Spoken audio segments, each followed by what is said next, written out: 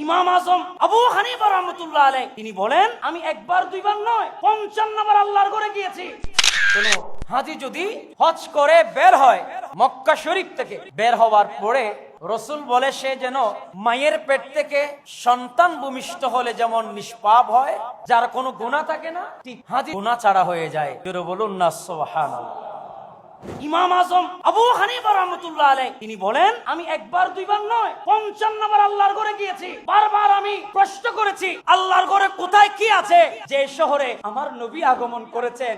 ইমাম আজম এক বছর যায়, সব ঘুরে দেখে, তিনের মনের মধ্যে ডাকে, মনে হয় আর নবী গিয়ে দিলে একটা জায়গা তাই ন যাই আল্লাহ। ইমাম আজম আবার নিজেকে বলে, না এই বছর আমি আবার যাব, ওই শহরে আমার নবী ঘুরেছেন, মদিনার কিছু জায়গা মনে হয় বাকি থেকে গেছে, আবার গিয়েছে। এই বছর যাবার পরে ইমাম আজমের মনে ডাকে, না রে মনে হয় আরো কিছু জায়গা তায়েফে থেকে গেছে, আমি সেখানে যেতে হবে, না ওখানে মনে হয় কিছু জায়গা আরো বাকি থেকে গেছে, মদিনাতুল মুনাওয়ারার অদূরে মা আমেনার যেখানে রোজা মুবারক আছে সেখানে কিছু বাকি থেকে গেছে। এইভাবে করে ইমাম আজম 55 বার আল্লাহর ঘরে গিয়েছে। ইমাম আজম থেকে বলুন আমাদেরকে শিক্ষা নেওয়ার দরকার আছে না নাই?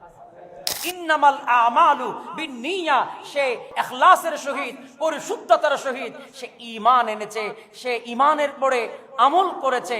আইয়ুল আমাল আফদাল, উত্তম আমল করার সে নিয়ত করেছে, তার ইয়াকিন, তার বিশ্বাস, তার মনোবল ছিল সে আল্লাহর ঘরে যাবেন। সেই মনোবল তাকে তার কপালে হাজি লিখে দিয়েছেন।